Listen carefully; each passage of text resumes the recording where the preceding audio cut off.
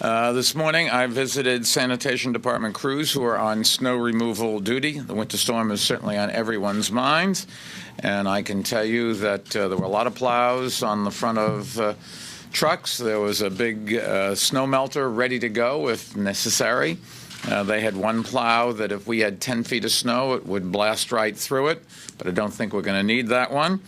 But let me update you on what's being called Winter Storm Nemo and the city's preparations for it. The current forecast from the National Weather Service. Now, keep in mind, these are forecasts.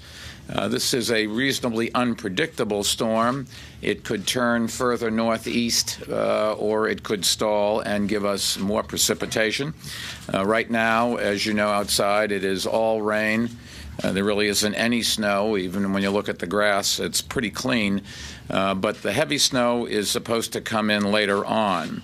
The National Weather Service says that this morning the snow started. It started to snow, turned to rain, back to snow this afternoon, likely to fall in a fast and heavy rate, their words, during much of the evening and overnight period, with the heaviest snow expected to begin between 3 and 7 p.m. tonight.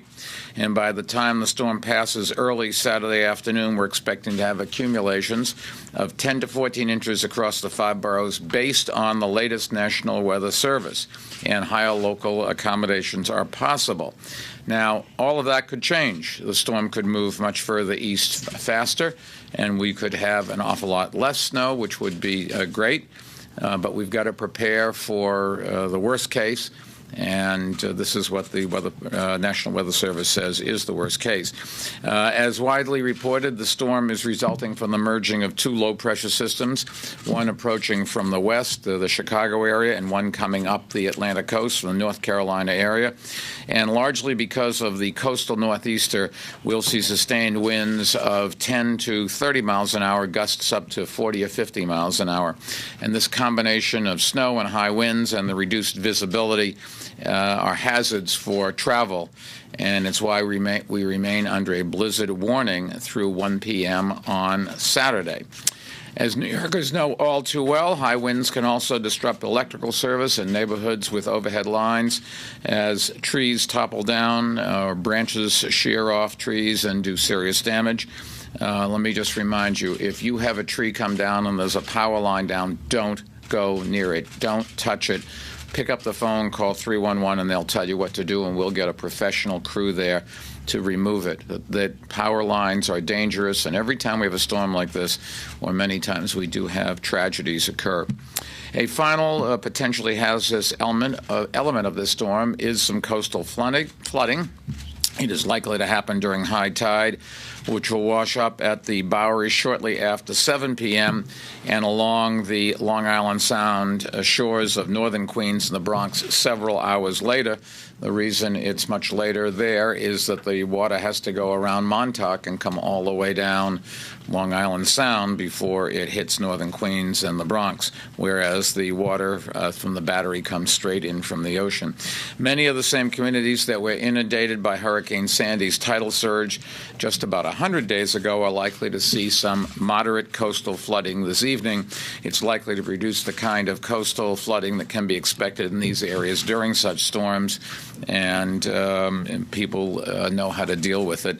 If your house has been damaged by Sandy and still without heat, call 311 and we'll be sure to find you shelter. And certainly if you are someone you see has symptoms like uncontrolled shivering or disorientation, that may very well be hypothermia, and hypothermia can be deadly.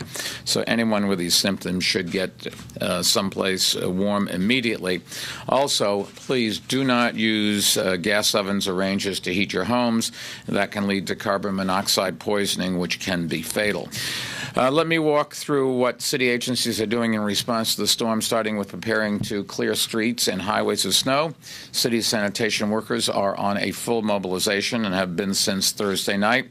They're on 12-hour shifts. The sanitation department will deploy something like 1,700 snowplows and 65 front-end loaders. It also has 450 salt spreaders already deployed, and the department has made arrangements with private sector contractors to pull in more than 100 pieces of additional heavy equipment for cleaning residential streets. The sanitation department plows, as you know, are now GPS equipped, and New Yorkers can track the progress of snow removal in their neighborhood online at nyc.gov using the Plow NYC feature. I have used it myself. The way it basically works is you put in your address, and it's updated only once every half an hour, but we color code the streets when the plow goes down. It stays one color for the first hour, then it switches to another color, then to another color. And it really gives you what you need to know whether or not you've been plowed. At the sanitation garages, they have a much more sophisticated and hard-to-use version of that, where they can actually talk to and know where every single plow is, knowing the number of the plow, and you can look up the name of the driver and know how fast they're going and all that kind of information that's useful for managing the plowing and sanding fleet. But in terms of the public, we want something that's just simple, and it does work. Plug in your number, in your address. Be careful to do it accurately, and you will find out when the last time a plow went down your street. The Department of Parks, Environmental Protection, and Transportation, those three departments, are supplementing, you should know, the snow removal effort with their own equipment. The Transportation Department also has 17 anti-icing vehicles working on the roadways on the East River bridges.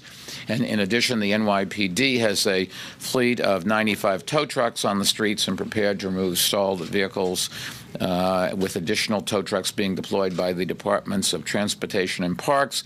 And we have also 31 private tow trucks included in this force.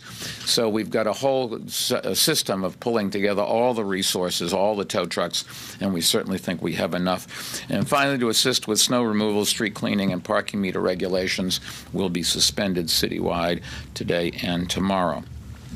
Tonight, the fire department will have 100 additional ambulances on the streets. They'll have snow chains on their tires and snow removal equipment and other special equipment on board.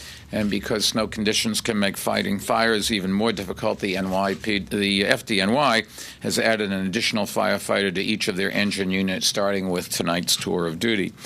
Because of the likelihood of moderate coastal flooding, the FDNY also has pre-positioned a number of its waterborne rescue units in the city's low-lying coastal areas. And the NYPD has emergency service units in those areas as well, and they'll be beefing up police patrols in those neighborhoods.